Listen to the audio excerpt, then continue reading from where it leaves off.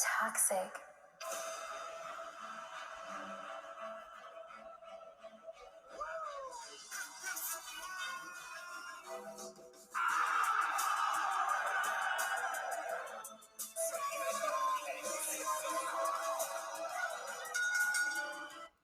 What is up, guys? Welcome back to Wrestling Crossroads.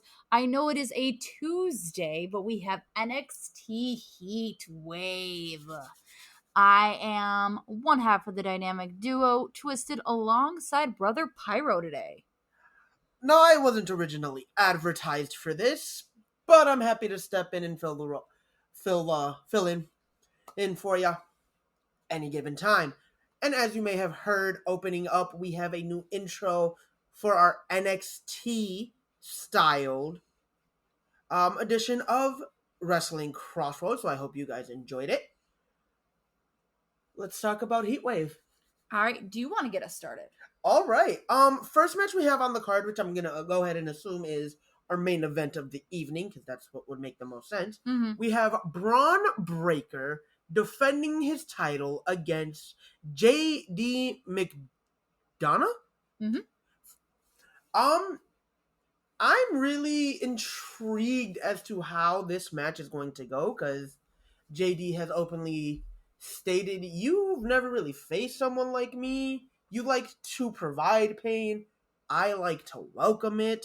Braun Breaker has faced matchups of many kinds for that title. Mm-hmm. Never one that welcomes the idea of pain, though.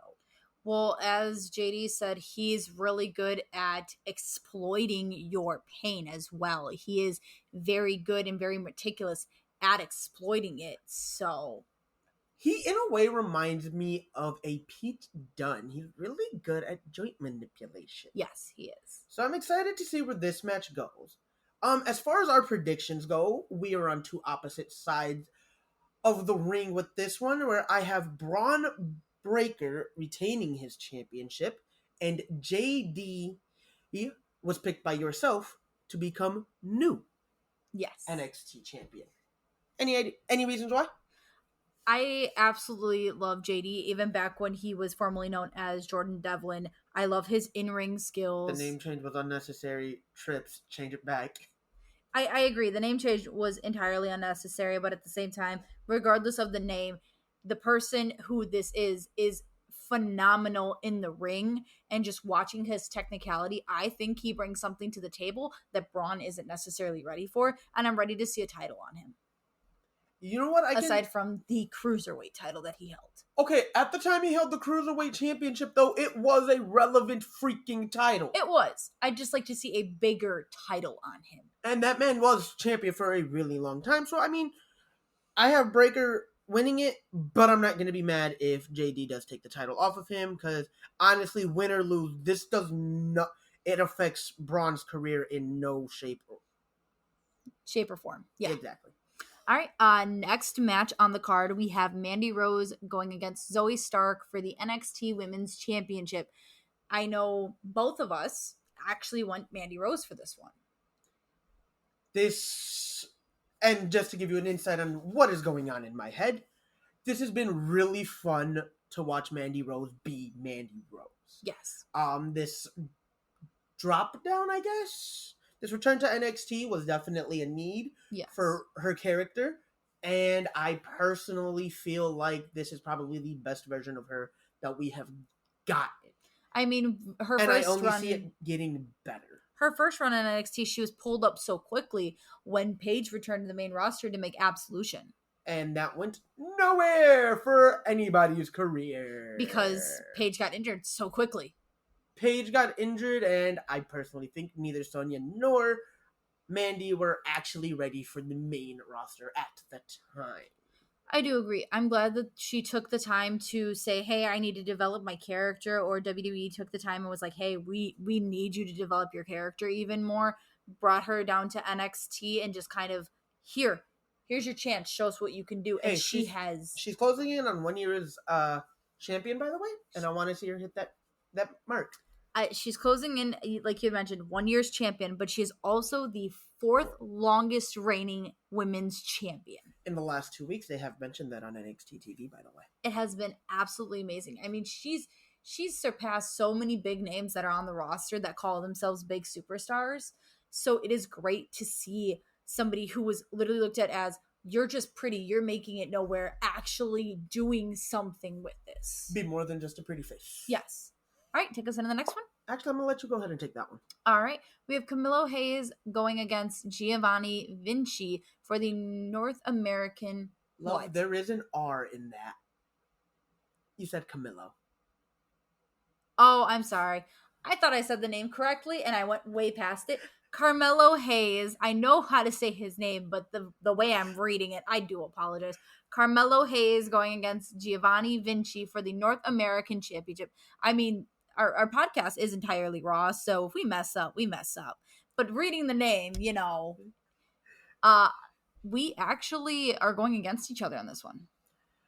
Once again, opposite sides of the ring. So give us your reasoning. I think the repackaging of Fabian Archer into Giovanni Vinci is basically a way to make him more serious and stand out as a lone superstar at this point. And I think the best way to solidify that is putting the NXT North American Championship on him. No disrespect to Carmelo Hayes. He has held this title for a really long time, but I think it's time that he dropped the title and chased bigger and better things. I mean, I do see where you're coming from. However, the reason I picked Carmelo was I see Trick Williams getting involved. I see his secondary getting involved, just like we saw Carmelo trying to get involved in Trick Williams' match against Wesley earlier, like last week. You saw the mind games on the side of the ring. However, Wesley did pick up that win, so very big win for him, especially with the rivalry they've been going through. Controversial win. But I do see Carmelo retaining via something from the outside. You know what? I can see it. We'll just have to wait and see. I also could see, if he drops the title, maybe him and Trick entering the tag team title picture. Especially if they were to do the Dusty Rhodes Tag Team Classic when that comes up again. Yeah, I wouldn't mind that. But all right, moving on to the next match, we have Santos Escobar versus Tony D'Angelo in a street fight. Now, why don't you take us through the little stipulation that's on this? All right, so the stipulation is as follows. If D'Angelo wins, Escobar is banned from NXT forever. So in other words, this would be a really good way to just call him up to the main roster. Just saying. However, if Escobar takes the win, Ligo del Fantasma is set free from the D'Angelo family. I personally want to see Escobar kick D'Angelo's teeth in, but then again, D'Angelo, had he not picked up a critical win around Mania weekend, Ciampa would have never have entered the main roster. Mm-hmm. So, I can see it going either way. My pick, however, is Tony D'Angelo, just because I do see some kind of outside interference from his right-hand man, and forgive me because I do not remember the guy's name right now. I don't either, so no hate. I think a street fight fits the character of Tony D'Angelo, yes. The mob boss. Yeah. Character that he has. The Don, yes. I think that fits I think that's more in his wheelhouse, so it'll be fun to watch. All right. I picked Tony as well, so I guess we're on the same side this one.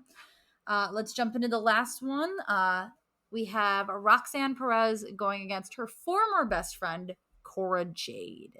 Best friends turn bitter enemies. And me and you have always said it. This is the best way to carry an enemy storyline: is two best friends in real life turning enemies on each other. It worked so well. What, Triple H and Shawn Michaels? We had AJ Lee and Caitlyn. They carried the women's division on it. There's been so many of them. We have had a lot of great rivalry due to best friend turning on each other. I mean, Kevin Owens, Sami Zayn, since we're talking NXT. There you go. We're on opposite sides of the ring for this one again. I am going Cora. I think that this new badass attitude, she needs a win in her wheelhouse to kind of solidify her as a heel and to keep her momentum going. See, I picked Miss Roxanne Perez for the reason being I think her being the baby face and her dealing with, you know, what she's gone through at the hands of Cora Jade. I think this is her big triumphant moment. Can never say that word without a few stumbles. I think this is her big moment to be like, all right, I'm here and nothing's keeping me down. Plus, I mean, she is a former champion in her own right outside of the company, so I think this just lets her showcase the talents that kind of brought WWE or gave WWE interest in her in the first place. I mean, I guess we'll just have to wait and see then, huh? Revenge is on the mind, and it's gonna happen tonight. All right, guys. That is all for NXT Heatwave. Please check in later for the recap and just kind of seeing how it all goes. Anything else you want to say? Nope. We will see you later. Later.